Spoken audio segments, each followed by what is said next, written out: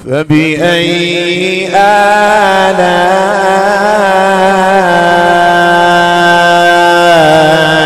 ربكما تكذبان.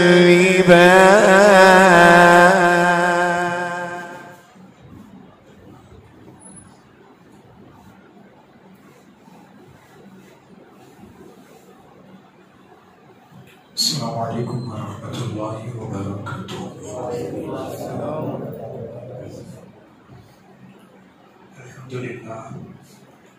الحمد للہ الذی یدعو علی الجماعہ والصلاة والسلام علی صاحب الشفاعہ وعلی آلہ واصحابہ اولی الصدق والامانہ وعلی سائر اہل السنة والجماعہ. اما بعد فاعوذ باللہ من الشیطان الرجیم. بسم اللہ الرحمن الرحیم. لا جرم ان اللہ یعلم ما یسرون وما یعلنون ان اللہ لا يحب المستكبرین. آمنت باللہ صدق اللہ مولانا العظیم وبلغنا رسوله النبی الامین المختار الکریم ونحن على ذلك لمن الشاهدين والشاكرين والحمد لله رب العالمين. شافع قدبہ کے کرم نے لاج رکھ لی میرے کھوٹے پن کی. نسبتوں کا کرم ہے یہ خالد کھوٹا ہوتے ہوئے بھی کرام. بندہ پروردگارم امت احمد ربی دوست دارم جاریات تابع اولاد علی مذہب حنفیہ دارم ملت حضرت خلیل خاک پائے غوث اعظم زیر سایہ ہر ولی. آئیے سب سے پہلے ہمارا مل کر اپنے اور ساری کائنات کے مرکز عقیدت ہمارے آقا حضور اکرم رحمت عالم شفیع معظم انیس بے کسا فخر رسولہ چار اساز دردمندہ مالک ہفت آسمان یتیموں کے مولا غریبوں کے ملجا سند الاسفیاء احمد مجتبیٰ محمد مصطفیٰ روح فدا صلی اللہ علیہ وسلم کی بارگاہ میں اپنی غلامی کا ثبوت دیتے ہوئے باواز بلند درود پاک کا دیانی چھاڑ کریں اور پڑھیں اللہم صلی علی سیدنا محمد وعلی سیدنا ونبینا وحبیبنا مولانا محمد مبارک وسلم صلی علیہ صلاة و سلام علیک یا رسول اللہ یا حبیب اللہ صلی اللہ تعالی علیہ وسلم. جس آیت کریمہ کو تلاوت کرنے کا شرف حاصل کیا اللہ تبارک و تعالی اس کے متعلق مجھے حق کہنے آپ تمامی حضرات کو حق سننے ہم سبھی کو اس پر عمل کرنے کی نیک توفیق عطا فرمائے.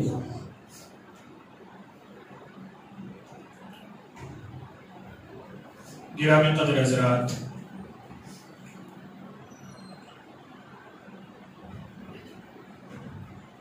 اسلام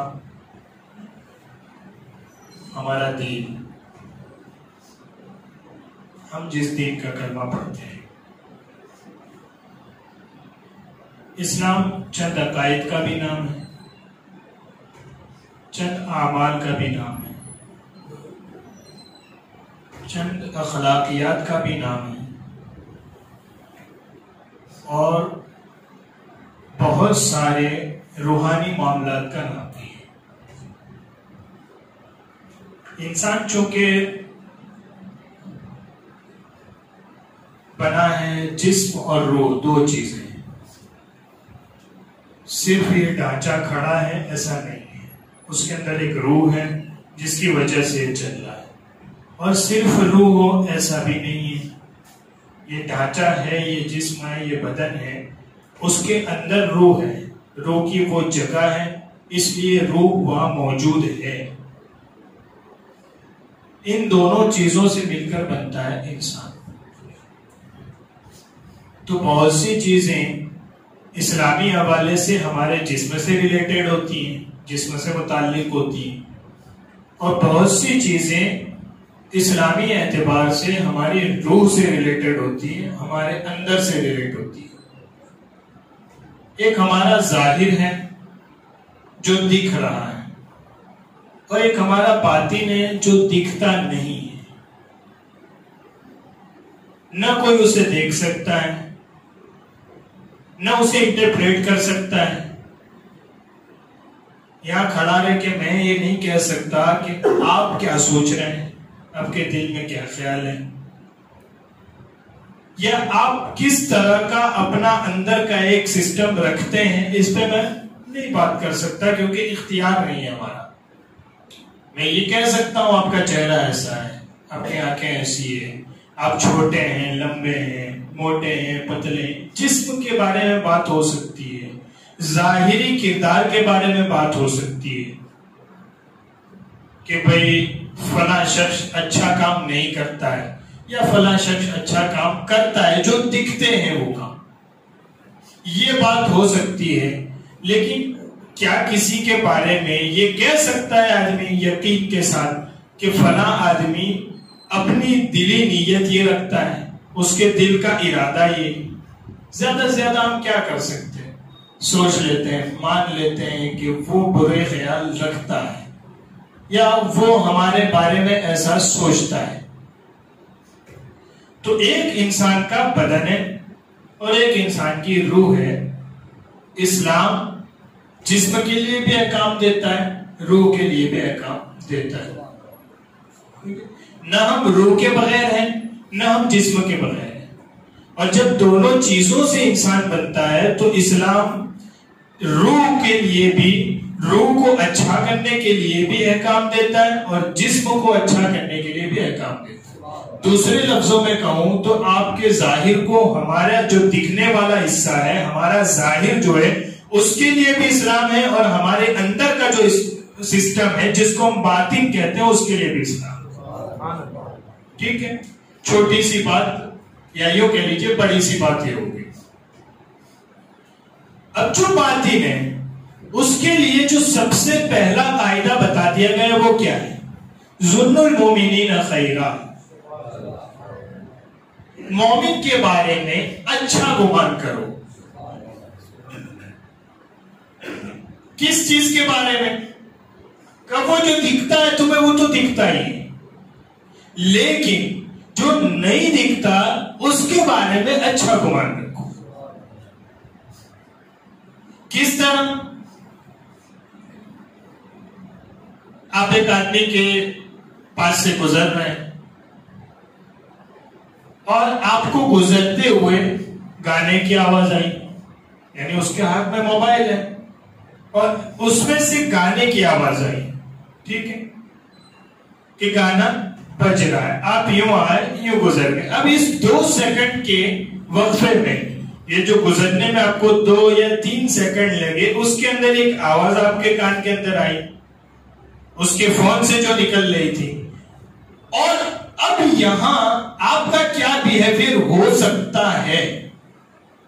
ایک انسان یہ سوچ لیتا ہے یار اس کی اتنی بڑی داڑھی ہے، اس کو مسجد میں بھی میں دیکھتا ہوں، یہ بڑی اچھی اچھی باتیں بھی کرتا ہے، اور اپنے فون میں یہ گانے بجا رہا ہے۔ ایک کامن سینس یہ ہے، اور دوسرا کیا ہے؟ میں ظن المومنین خیرا، مومن کے بارے میں اچھا گمان کرو۔ پاسبلی ہو سکتا ہے میں نے کوئی اس کے ساتھ 2-4 گھنٹے نہیں گزارے، مجھے گزرنے میں 2 سیکنڈ لگے ہیں، 5 سیکنڈ لگے ہیں، اور اس میں جو آواز اس کے فون سے آئی ہے، ہو سکتا ہے وہ یوٹیوب پہ کوئی بیان سن رہا ہو، درمیان میں ایڈ آ گیا اور اس ایڈ کی جو سانگ تھی وہ میں نے سنی ہو، تو وہ سانگ نہیں سن رہا تھا، وہ کوئی اچھی چیز اپنے فون میں سن رہا تھا۔ سبحان اللہ۔ کس کے بارے میں کہا؟ مومن کے بارے میں اچھا گمان کر۔ ٹھیک ہے، پہلی چیز یہ۔ اب یہ جو ظاہر اور باطن، ہمیں ظاہر بھی ڈیولپ کرنا ہے اور یہ جو اندر کا سسٹم ہے وہ بھی ہمیں ڈیولپ کرنا ہے۔ صرف ایک انسان یہ سوچ لے کہ میں ظاہر میں بڑا اچھا ہو گیا، نماز بھی ہو رہی ہے میری، رمضان آ رہا ہے میں روزے بھی رکھ لوں گا، پیسے ہیں میں زکات بھی نکالتا ہوں۔ ایک انسان صرف یہ سوچ لے کہ جو کچھ مجھے ایز اے انسان، ایک انسان ہونے کی حیثیت سے کہا گیا تھا کہ تمہیں یہ عمل دکھنے والے سب کرنے ہیں، وہ تو سب میں کر ہی رہا ہوں، اب کس چیز کی ضرورت ہے؟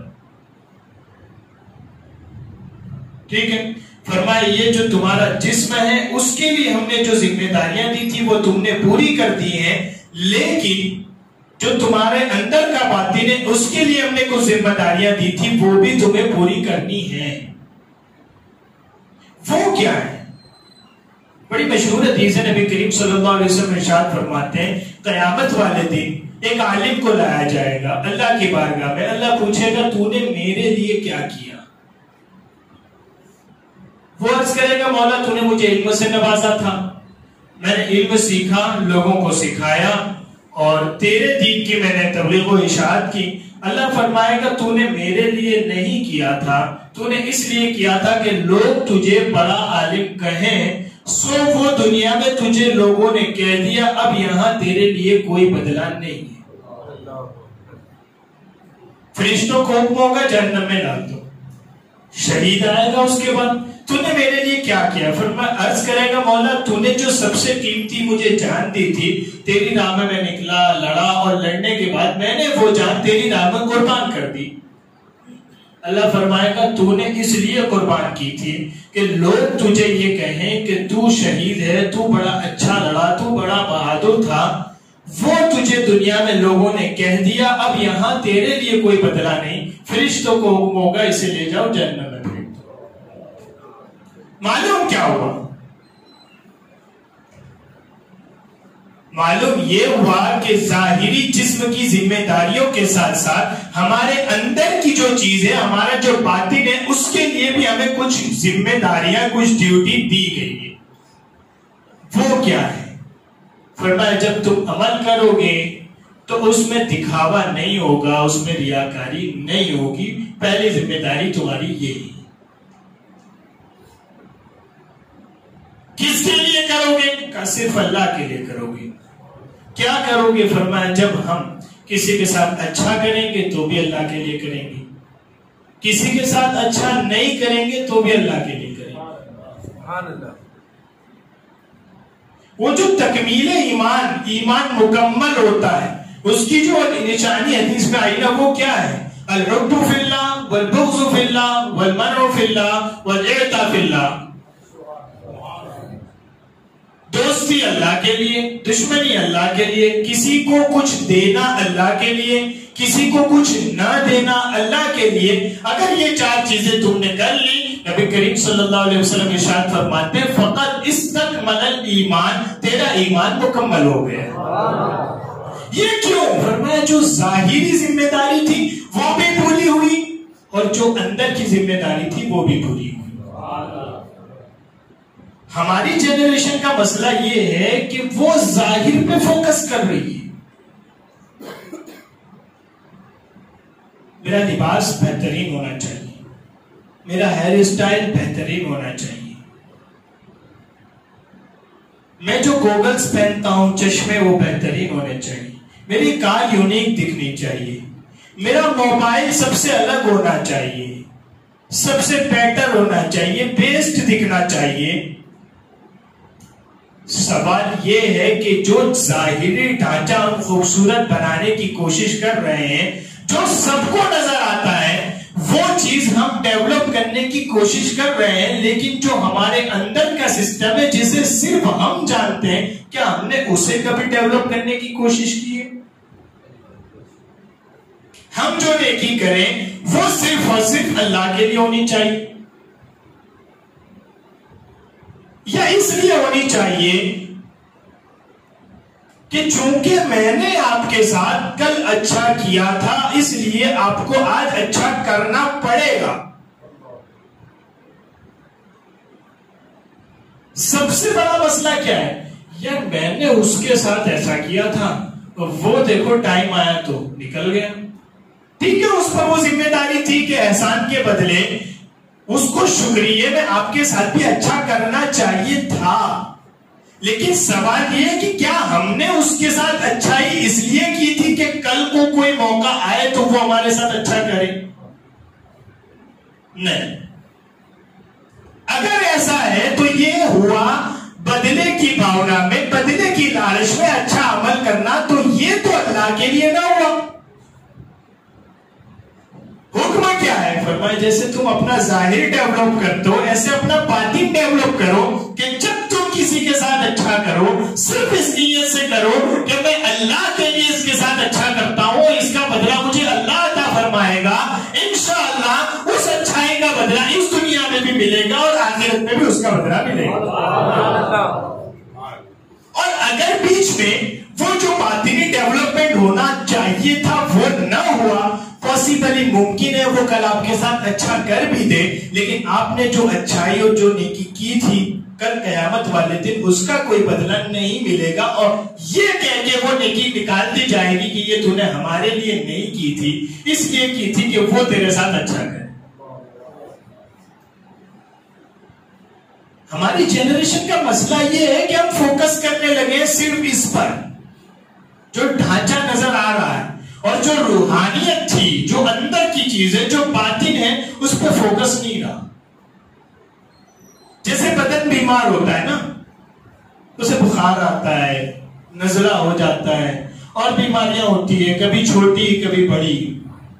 وہ روح بھی بیمار ہوتی ہے، وہ آپ کے اندر کا ایک سسٹم ہے، وہ خراب ہوتا ہے، اس کو صحیح کرنا پڑتا ہے، اس کو صاف کرنا پڑتا ہے۔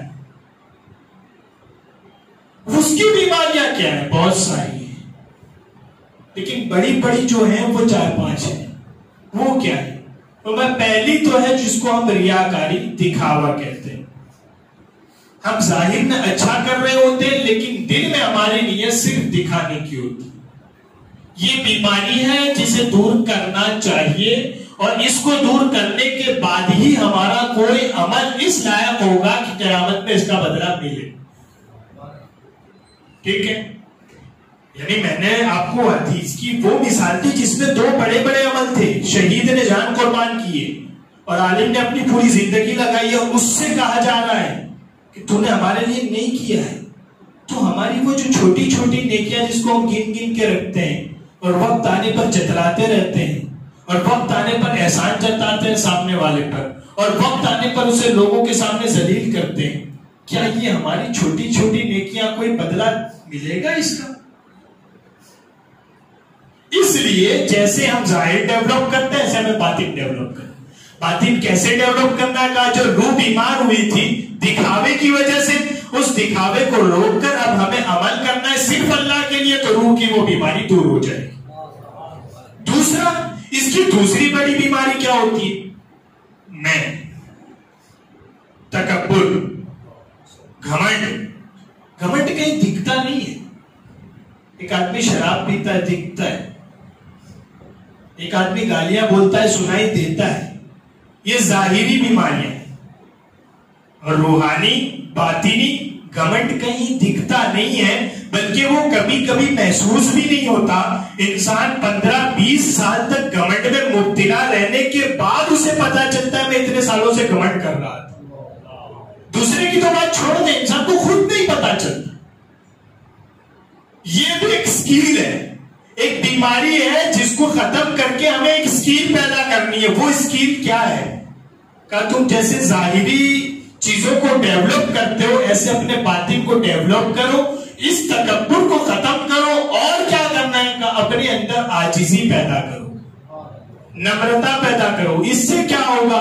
فرمایا من تواضع للہ رفعہ اللہ، جو اللہ کے لیے جھکتا ہے اللہ اسے بلند کر دیتا ہے۔ یہ باطنی بیماری ہے۔ میں نہیں کہہ سکتا آپ تکبر کر رہے ہیں، آپ نہیں کہہ سکتے کہ مولانا بیان کرتے ہوئے بڑے گھمنڈ سے بول رہے۔ کیوں؟ کیونکہ یہ اندر کی چیزیں دکھتی نہیں۔ تو پھر اس کا جائزہ تمہیں خود لینا ہے، ریسرچ خود کرنی ہے، اپنے بارے میں سوچنا اپنے بارے میں خود ہے، اور اگر وہ چیز ہے تو اسے دور کرنا ہے۔ وہ کیسی ہوتی ہے؟ کئی چیزوں سے ہوتی ہے۔ کبھی کبھی مال سے ہوتی ہے، میرے پاس جتنا مال ہے اس لیے میرے جیسا کوئی نہیں، میں۔ کبھی کبھی پاور سے ہوتی، میری بڑی پہنچ ہے، میرے جیسا کوئی نہیں، میں۔ کبھی کبھی حسن سے ہوتی ہے، میرے جیسا کوئی نہیں دکھتا، I am so handsome, so beautiful، میں۔ کبھی طاقت سے ہوتی ہے، میں 4 کو مار سکتا ہوں، میں 5 کو گرا سکتا ہوں، میرے پاس یہ ہے، میرے پاس طاقت ہے، کبھی اس طاقت کی وجہ سے ہوتی. بہت ساری چیزیں اس میں ہو سکتی ہیں. انسان کو خود غور کرنا ہے میرے اندر یہ بیماری کس چیز کی وجہ سے آئی ہے، اور اگر وہ چیز ہے تو اسے ختم کرنا ہے. دیکھیں ہماری نسل کا مسئلہ کیا ہے پتہ ہے؟ اس کے سامنے ایک ایٹماسفیئر، ایک ماحول کھڑا کیا گیا ہے، یا کھڑا ہوا ہے، یا کھڑا ہو رہا ہے.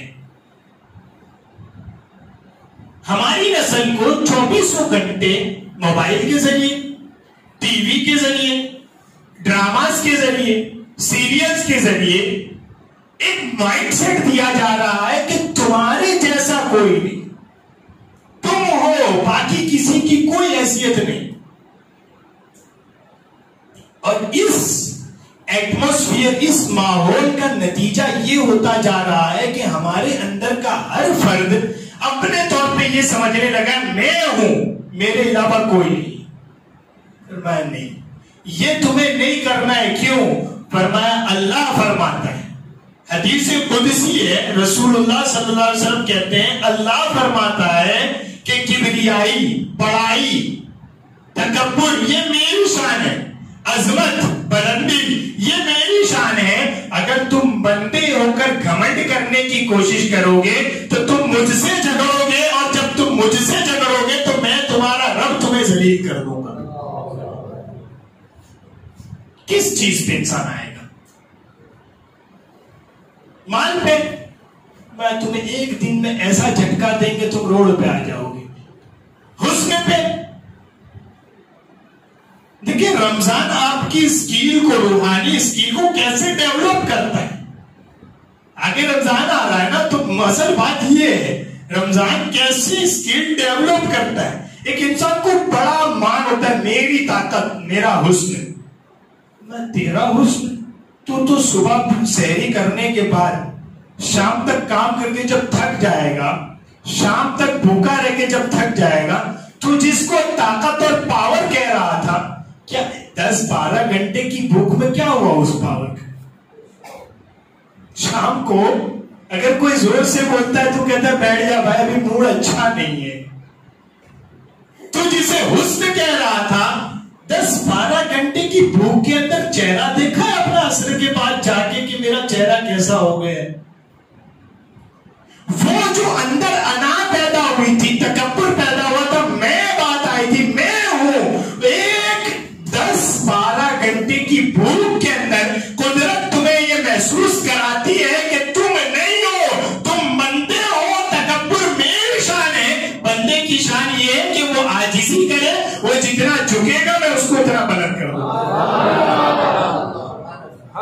ہمیں ایک دوسرے کے ساتھ عاجزی سے پیش آنا ہے. ہر ایک کے پاس سب نہیں ہوتا. کسی کو یہ مانے میرے پاس پاور ہے تو کیا اسے کبھی پیسے والے کی ضرورت نہیں پڑے گی کہ وہ پاور پہ مان کر رہا ہے.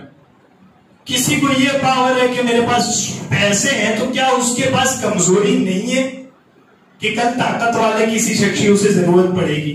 دنیا میں ہمیں اس لیے نہیں یہ چیزیں دی گئی ہیں کہ ہم ایک دوسرے پر جتلائیں، اس لیے دی گئی ہے کہ جس کے پاس وہ نہیں ہے اس کا کام ہم نکال کے دیں.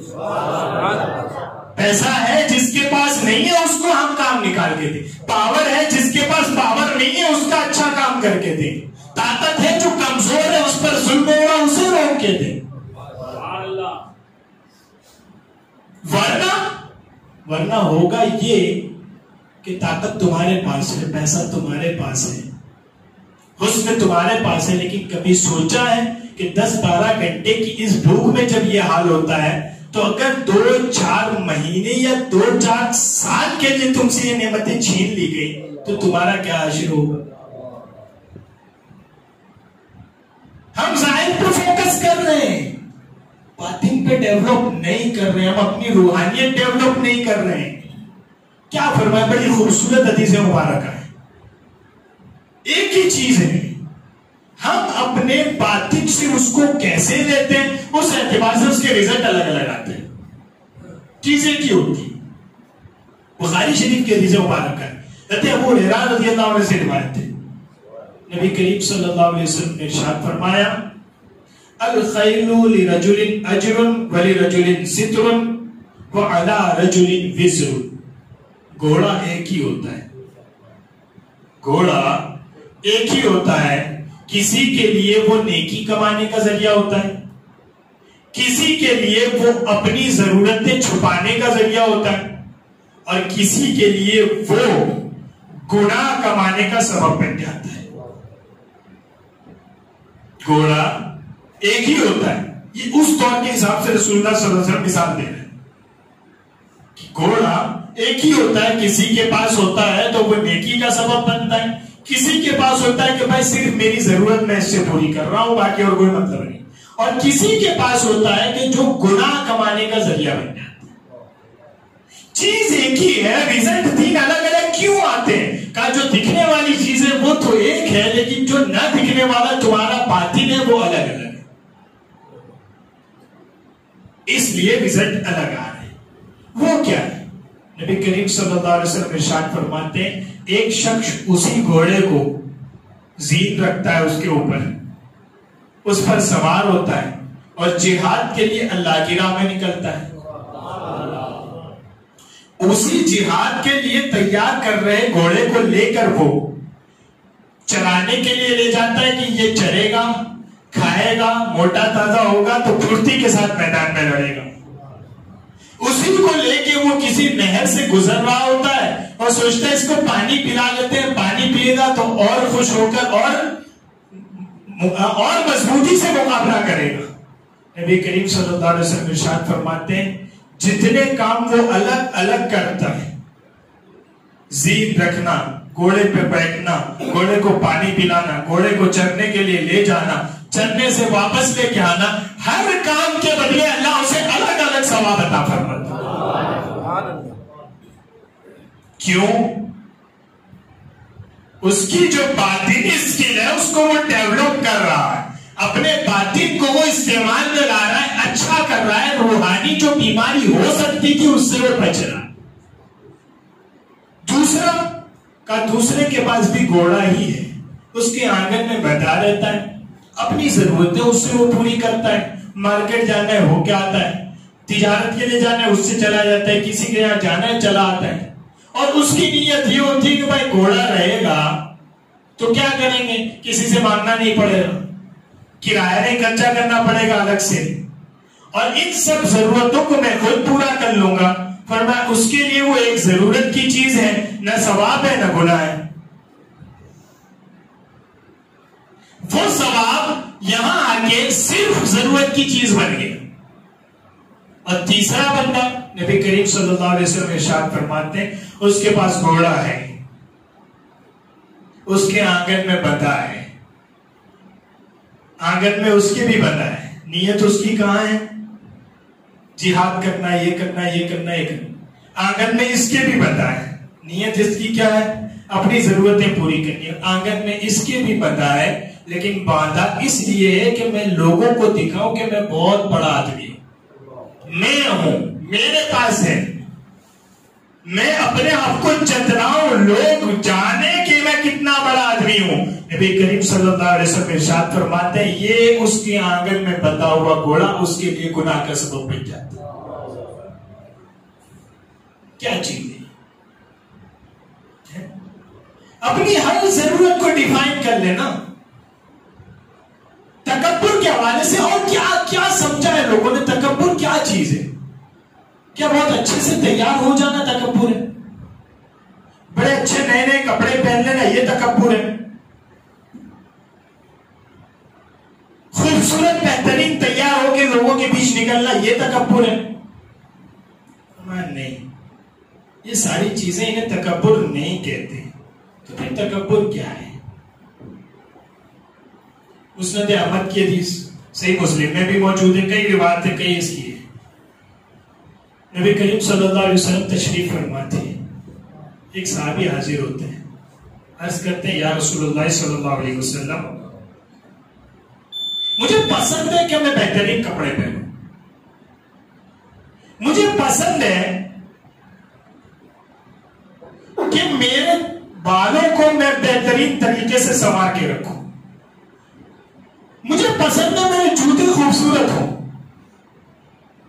صحابی عرض کر رہے ہیں رسول اللہ صلی اللہ علیہ وسلم کی بارگاہ میں آ کر، مجھے پسند ہے کہ میں اچھا دکھوں، میں ایک صاف ستھرا اور بالکل مطلب تیار ہوا انسان نظر آؤں۔ ان تک بات پہنچی تھی کہ آج رسول اللہ صلی اللہ علیہ وسلم نے تکبر کرنے والے کی برائی فرمائی ہے، اس کو برا کہا ہے، تو وہ حاضر ہوئے کہ کیا میرا یہ سب کرنا یہ تکبر ہے؟ نبی کریم صلی اللہ علیہ وسلم ارشاد فرماتے ہیں لا ذالک الجمال ان اللہ جمیل یحب الجمال۔ فرماتے ہیں میرے صحابی یہ تکبر نہیں ہے، یہ تو خوبصورتی ہے، اللہ جمیل ہے اور جمال کو پسند فرماتا ہے، وہ مومن کو خوش اور اچھا دیکھنا پسند کرتا ہے۔ اب صحابی عرض کرتے جب یہ نہیں ہے تو پھر تکبر کس چیز کا نام؟ کیونکہ ڈیفائن تو اس کو کیا نہیں جا سکتا نا کہ یہ ایسا کرے، جب ایسا کرتا آدمی نظر آئے تو اس کو تکبر کہتے ہیں، تو پھر کس چیز کا نام ہے؟ فرمایا وَلَٰكِنَّ الْكِبْرَ بَطْرُ الْحَقِّ وَغَمْطُ النَّاسِ۔ جب یہ تیرا حلیہ، یہ تیرا خوبصورت چہرہ، یہ تیرا ایک تیار کردار، یا یہ تیری حیثیت، یہ تیری خاندانی حیثیت، یہ تیری مال کی حیثیت، یہ تیرے پاور کی حیثیت تجھے حق قبول کرنے سے روک دے تو سمجھ کے تیرے اندر تکبر ہے۔ نہیں، یہ مسئلہ یوں نہیں ہونا چاہیے، یوں ہونا چاہیے۔ کیوں؟ اصل میں دیکھو میں اپنے اسٹیٹس کے حساب سے اس مسئلے کو نہیں مان سکتا، لیکن میرے خاندان کا بیک گراؤنڈ ایسا ہے کہ ہمارے یہاں تو ایسے ہی ہوتا ہے۔ دیکھیں میں جس طرح تیار ہو کے آتا ہوں تو میں ایسے کیسے یار مطلب حضرت ایسے کیسے مان لوں یہ مسئلے کو؟ جب یہ تیرا تیار ہونا، یہ تیرا مال، یہ تیرا اسٹیٹس، یہ تیرا پاور صحیح بات قبول کرنے میں آڑے آ جائے تو یہ تیرا تکبر بن چکا ہے، اب یہ صرف اسٹیٹس نہیں ہے۔ اور فرمایا غمت الناس، تو اچھا تیار ہو، تو اچھا نظر آئے، تیرے پاس ضروریات اچھی ہے، یہ تکبر نہیں ہے، لیکن خود اچھا تیار ہو کر جو اچھا تیار نہیں ہوا ہے اس کو حقیر سمجھ رہا، اس کو ذلیل سمجھ رہا۔ جس دن تیرے دل میں یہ خیال ہے کہ میں بہت اچھا ہوں، یہ اچھا نہیں ہے، اس دن سمجھ کے تیرے دل کے اندر تکبر آ چکا۔ یہی تو مسئلہ ہے، میں اچھا ہوں وہ اچھا نہیں ہے۔ کیوں؟ فرمایا تم اچھے ہو اچھی بات ہے، لیکن اس کو حقیر جس دن سمجھو گے اس دن تم اچھے نہیں رہ جاؤ گے، تمہارے اندر تکبر کی بیماری آ چکی۔ تو جیسے ہمیں اپنا ظاہر ڈیولپ کرنا ہے، اچھا دکھنا ہے، ایسے اپنا باطن ڈیولپ کرنا ہے۔ ظاہر میں تو کوئی ہمیں ٹوک بھی سکتا ہے کہ بھائی تم ایسا نہیں ایسا کرو، باطن کوئی نظر نہیں آتا، اسے ہمیں خود سمجھنا ہے، اس کا علاج ہمیں خود کرنا ہے۔ جو اللہ کے لیے تواضع اختیار کرتا ہے اللہ اسے بلند فرما دیتا ہے۔ لا جرم ان اللہ یعلم ما تسرون وما تعلنون، ما یسرون وما یعلنون، جان لو یقیناً بے شک جو کچھ تم ظاہر کرتے ہو وہ بھی اللہ جانتا ہے، اور جو کچھ تم چھپاتے ہو وہ بھی اللہ جانتا ہے۔ یعنی تمہارا ظاہر بھی اللہ جانتا ہے، تمہارا باطن بھی اللہ جانتا ہے۔ اور پھر اللہ فرماتا ہے لا یحب المستکبرین، بے شک اللہ تکبر کرنے والوں کو پسند نہیں کرتا۔ ٹھیک ہے، تو ہمیں روحانی اسکل ڈیولپ کرنی ہے۔ اللہ تبارک و تعالی جسم اور روح دونوں کی تربیت کرنے کی توفیق عطا فرمائے۔ کہنے سننے میں کوئی خطا ہوئی اللہ معاف فرمائے۔ استغفر اللہ ربی من کل ذنب واتوب الیہ۔ السلام علیکم۔